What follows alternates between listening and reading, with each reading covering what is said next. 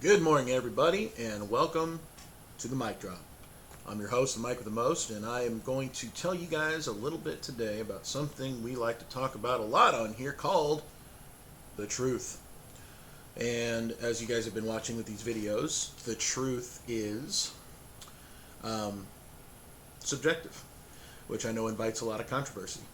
I think we've all agreed up to this point that there's there's three sides at this point to every story. There's the data of what happened, which is like it's like that.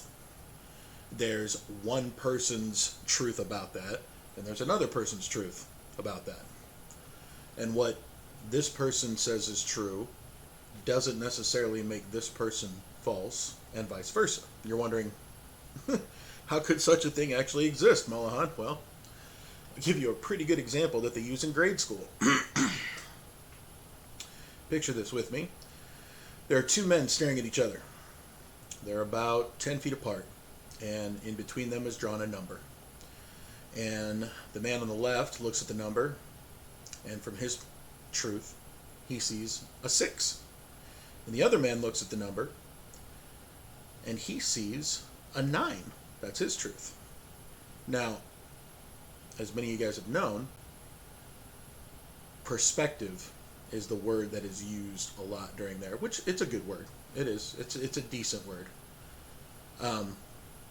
But saying that is your perspective in my world, in my truth, that's been used more as a weapon against me than as an encouraging statement.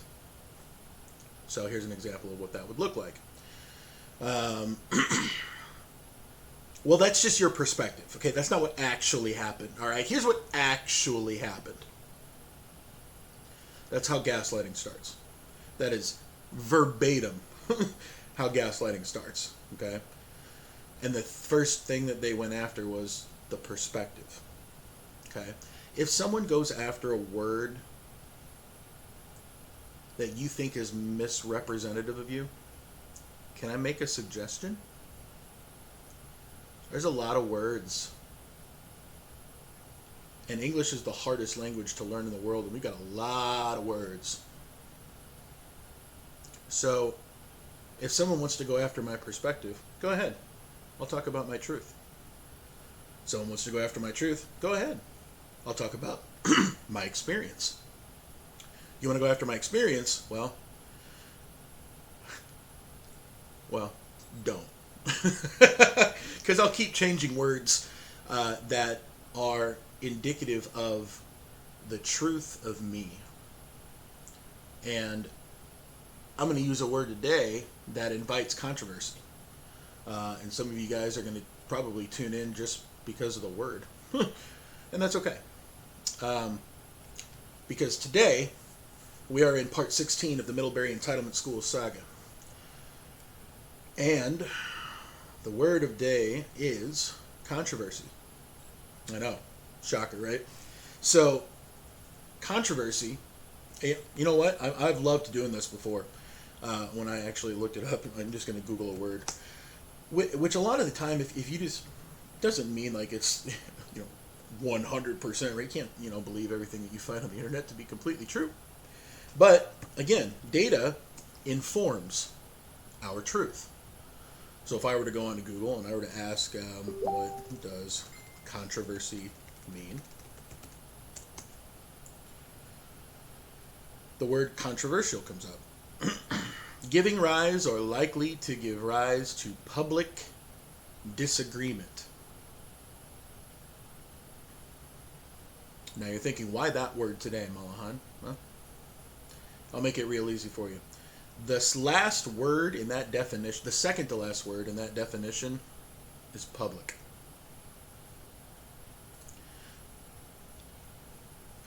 A lot of people that work in public education avoid controversy for a very big reason.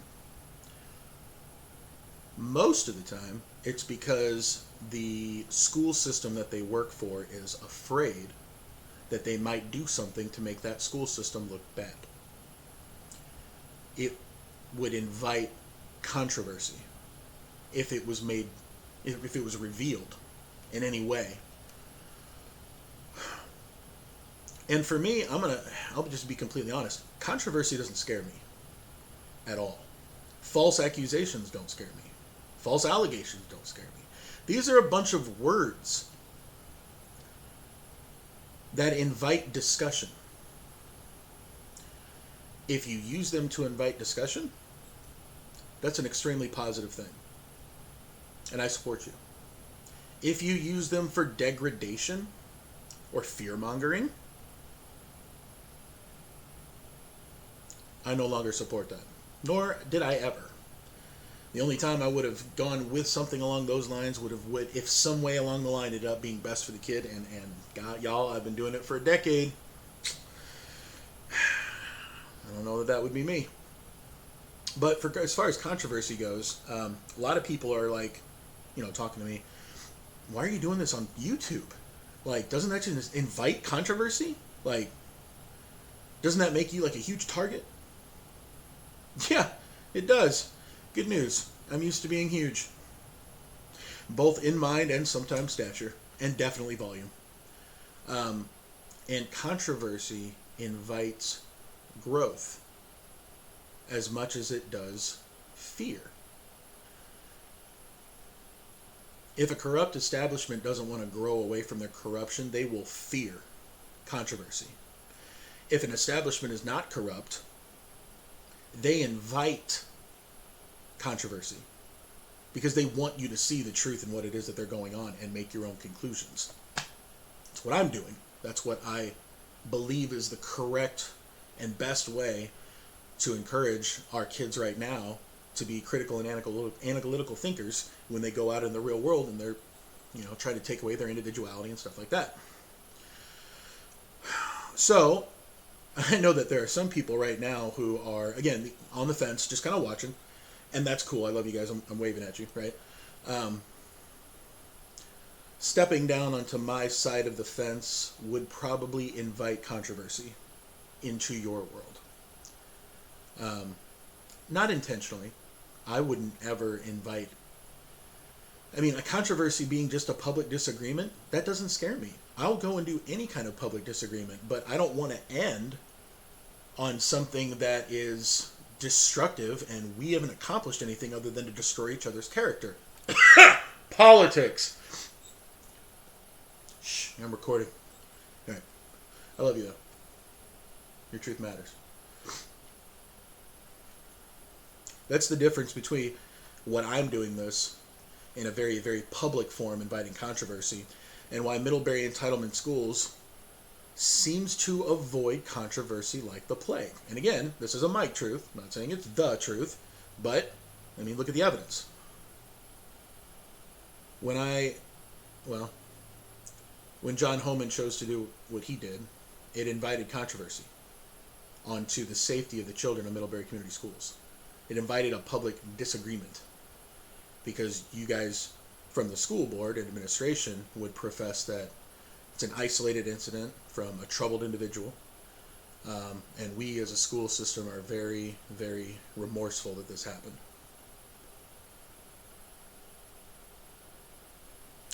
In reading how John felt from his own words, I do not believe that his actions intended for the school system to be remorseful. It's a little drastic for me, but hey, it sent the message. Myself, I immediately thought of every single kid that was in the middle school. And then I thought of every single kid that was in the high school. And then I thought of every single child in Middlebury Community Schools. And I thought to myself, what if John's story is not the only one? And his ended in tragedy. Mine ended in disappearance and trauma. The stories I'm getting from kids and other staff members, what I got off light compared to what some of the people have been treated. And that's probably because I didn't always let myself be walked all over. I did stand up quite a lot. I could just only handle so much poison for so long before it eventually will, try to kill you. So controversy for me is not something that I'm afraid of. Public disagreements are places where we can grow. And right now, when I started this mic drop about 10 minutes ago, when I dropped the word controversy, you had a feeling. I felt it. I have one of my own. It could be fear. It could be excitement. Some people love going into public disagreements just to disagree. Not even anything constructive. We call those people trolls. It's an internet troll, from what I've heard. Not really the best when it comes to inviting constructive and intelligent and mature discussion on what to do better for the kids of Middlebury community. Now flip the table. And let's look at Middlebury Entitlement schools and how they've handled controversy. I'm not going to imply anything. I'm just going to tell y'all what's happened. You guys get to make your own decisions. In the short cataloging of events, we'll go with a staff member suicide in March. A staff member returns from basically the grave after a year of healing to tell the school board that this incident may not be isolated, and the only thing he asked was that y'all would take it seriously. That to me invites controversy. Let's have a public disagreement about whether or not you feel you're supporting your staff members the way they need to be supported or not. When people do not want to engage in a controversial topic, they try to control the conversation. And you guys have been watching up to this point. You know what gaslighting looks like. There's a lot of other stuff that they do in order to control you that, again, through these videos, I'm going to hope to educate you and inform you so you can make your own decisions about stuff that being told to you or being reassured to you. It just makes my skin crawl sometimes about how often I used to fall for it. But that's what happens when you believe in something. You know, it's very similar to, I would say it's very similar to love. Love can be blind, and sometimes it blocks your vision to certain red flags, because one, you want to believe the best in someone, you really care about someone, you genuinely, unconditionally love someone, so you're always looking for, the best, and helping them to reach the best that they see themselves without pushing them into the best that you have in your own mind. Big difference.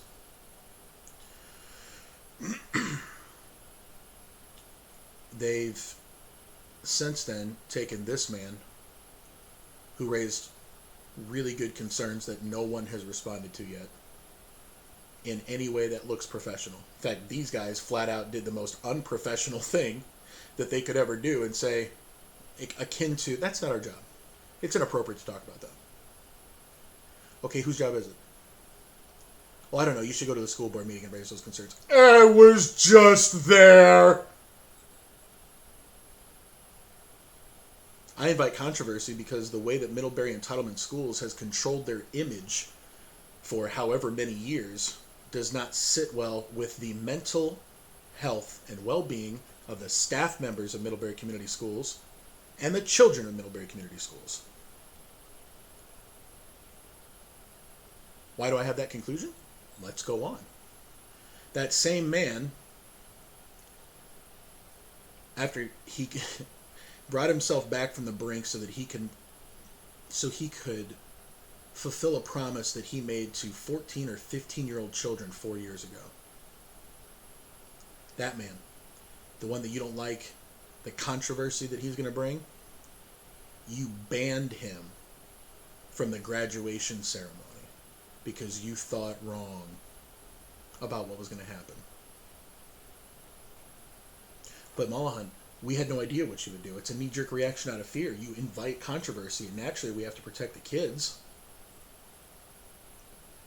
Would I be here speaking to you right now if I felt you were protecting the kids well? Or the staff members well? If there wasn't a problem before the mic drop, then I should be redundant. I should be ignored. I should be told by hundreds of people that what I'm saying is, I hear your truth, but the rest of us, we didn't really experience it like that. So we're just letting you know that. Instead, it's the complete opposite. It's the majority, the masses of the people that are like, oh my goodness, your story resonates with mine. And it's the one or two people that don't like the controversy that want to try and put it back in the, oh, you're just trying to do this for reasons that are not kind or good. I don't know how to speak like them, because every time they comment on my videos, it's so unintelligent and immature. They don't even read the questions that I pose and what would be a good public dialogue. And I just don't, I don't have time to deal with internet trolls. Not when I've got truth to spit out for kids that are actually listening and trying to understand their own selves. Which I don't know if you've met high schoolers, y'all, but them trying to understand themselves is the biggest thing in their world, in my experience. Self-identity is huge. And children are fighting to find their identity since the minute that they come out of the womb. They're trying to understand their own truth. They're learning, they're growing, they're percepting. They're not articulating yet.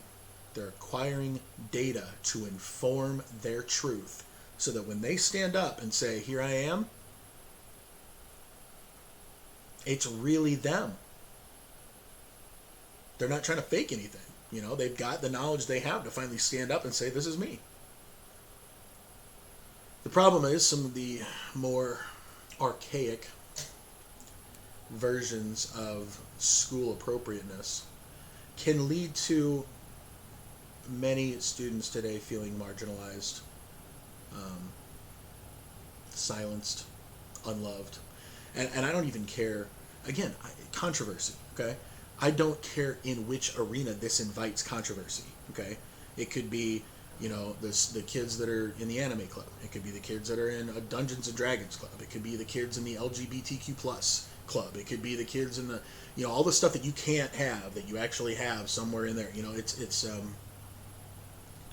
I don't, I don't discriminate with anything. If you breathe, I love you, flat out. That includes like all animals and a lot of grass. There's a lot of grass, a lot of nature. I'm full of love. There's so much in this world to love, just because it breathes. And children are the most beautiful thing in the world to watch grow. Prettier than any flower, more grandiose than any painting done in the Sistine Chapel, or could hang in the Louvre. Watching a child develop and be able to stand on their own truth confidently and go out into this world and feel confident that they'll be able to do so, I challenge you to provide me better artwork. In my world, those are your Mona Lisas. Those are your Rembrandts.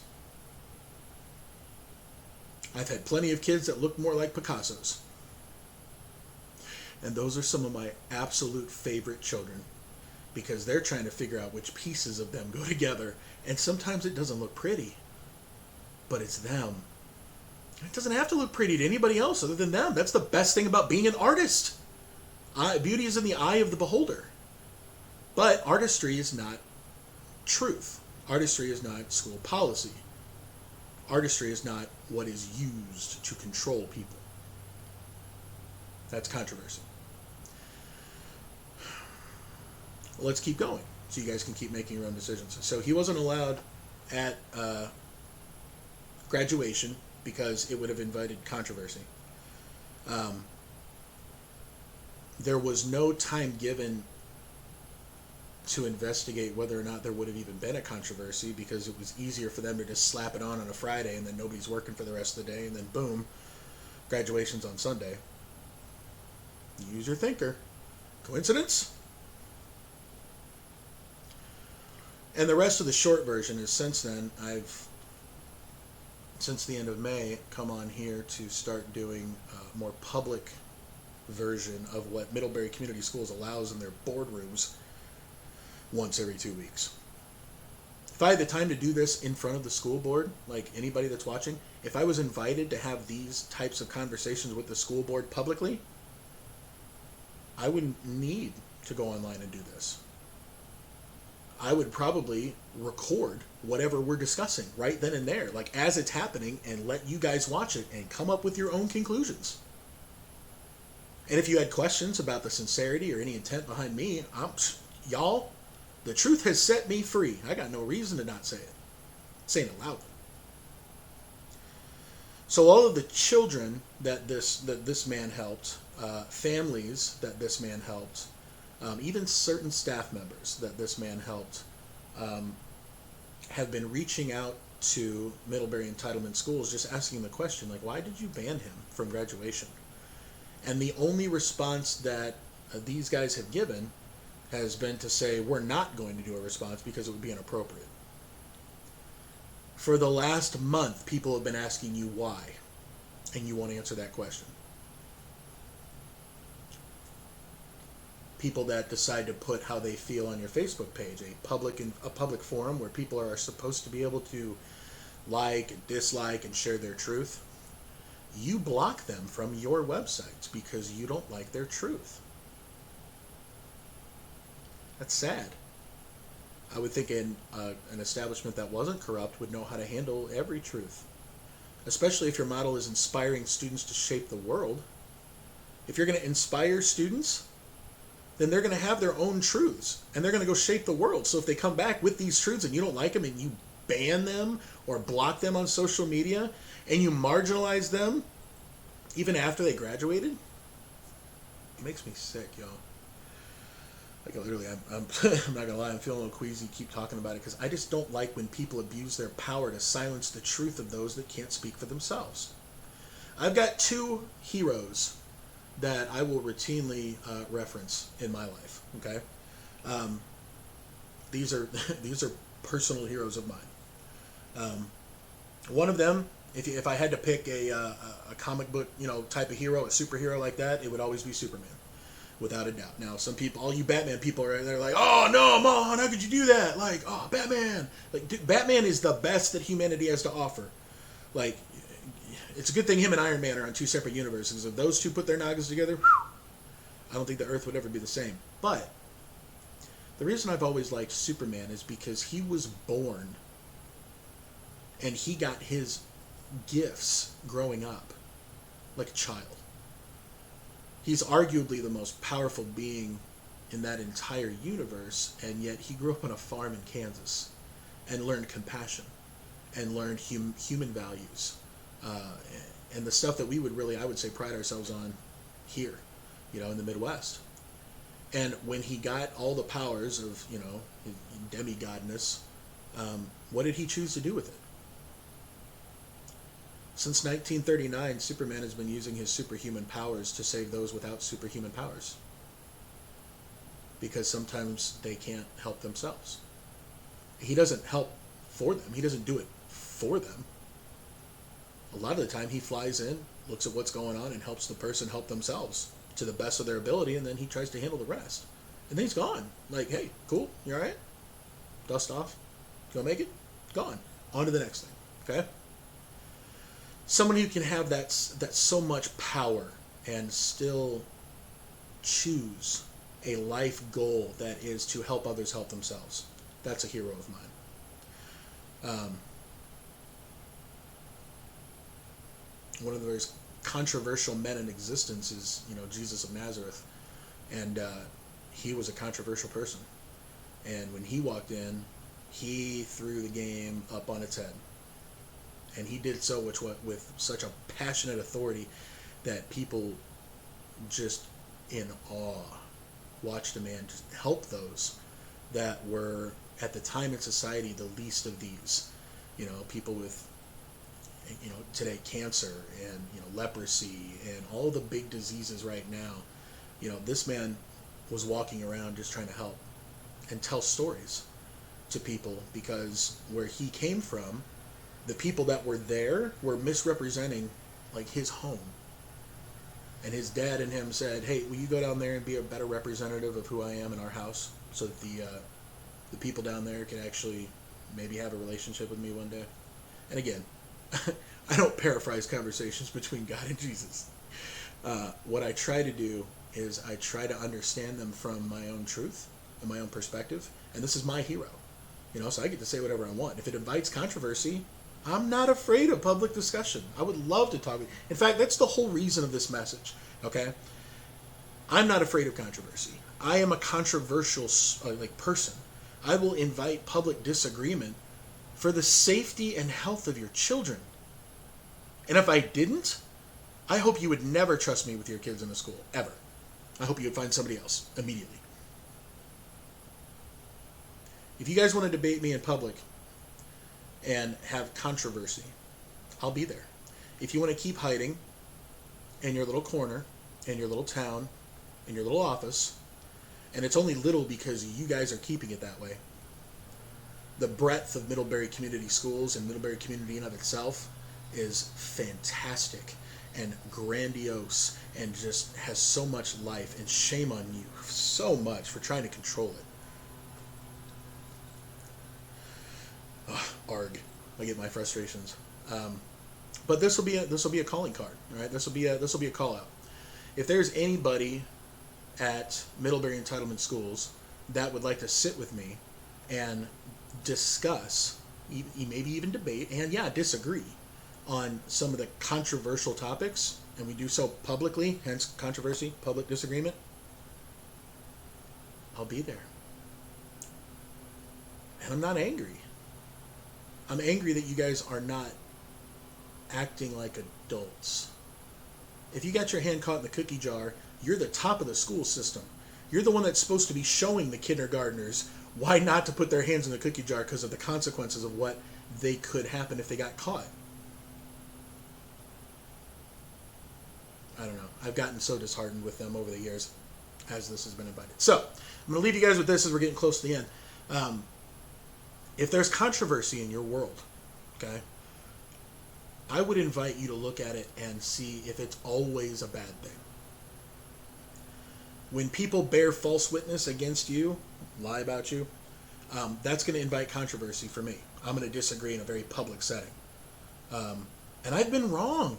Y'all, I've been wrong more times than I've been right. That's how you grow. That's how you learn. I'm not the same man I was 10 years ago. Thank the Lord. Because of everything that happened to me in the last 10 years, I didn't grow and try to become a more definitive and accurate representative of who I am inside, instead of being stifled from those from the outside, like you guys have had. It's not always a bad thing. I don't go out seeking controversy unless there's something corrupt that needs to be discussed. Apart from that, I'm the most peaceful guy you'll ever meet. And on that note, I'm going to go ahead and kind of close it, because I want you guys to look at the controversy in your own lives, whether it's Middlebury related or not, and just kind of look at it and say, hey, is a public disagreement about this, about what I'm feeling, is it bad? Share your truth. That's the whole thing I'm encouraging. Share your truth and see what happens, man. I'd love to be there. I'll be there to support your truth, period. Just because you're human.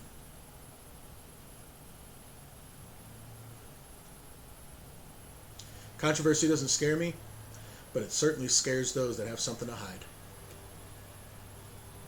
There's your mic drop of the day. Okay? I wanted to tell you guys just right here at the end of this video, one more thing. My students have been encouraging me for years, ever since TikTok came out, to get one. Well, I did one.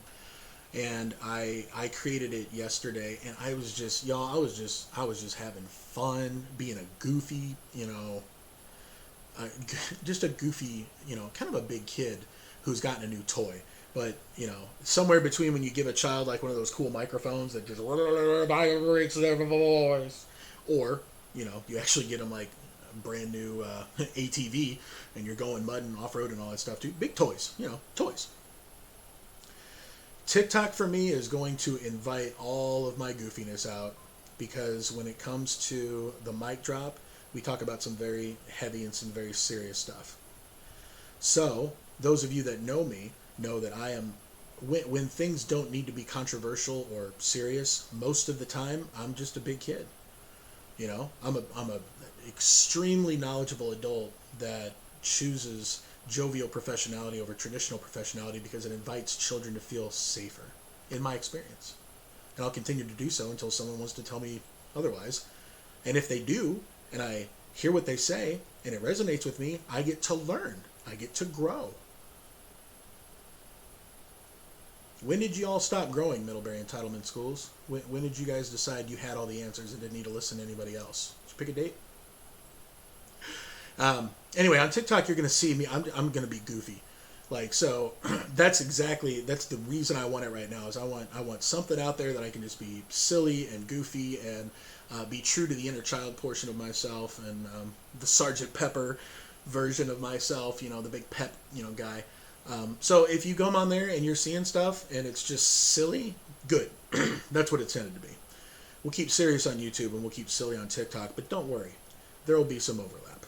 Okay? I love you guys, and there's nothing more that I would rather do every single day than come on here for a half hour and just tell you, you guys are awesome, and the things that have been done to you, and in the name of controversy avoidance, or in the name of safety, that there's no threat. If you've been controlled in such a manner, that's not okay. I look forward to seeing you guys every single time. The comments just enrich me. And every single day there's a new story, multiple stories every single day. This is no longer Stand with Malahan. This is no longer, Northridge is bad. It's a lot bigger than that now. It's an outcry. Just to be treated humanely. Just like everyone else. And in future installments, we're going to be talking about how to maybe do that just a little bit better. Anyway, this is Mike for the Mic Drop. Don't want to keep you too long. Drop notes in the comments. Let me know what you guys are talking about. I'm not running out of things to talk about on here because every day there's new stories. So I love hearing them. You are completely supported. If you matter, you are made of matter. Therefore, I love you. Very similar to If You Breathe. Only, you don't have to be living with that stuff too. I find myself loving things that aren't alive. Like a rock.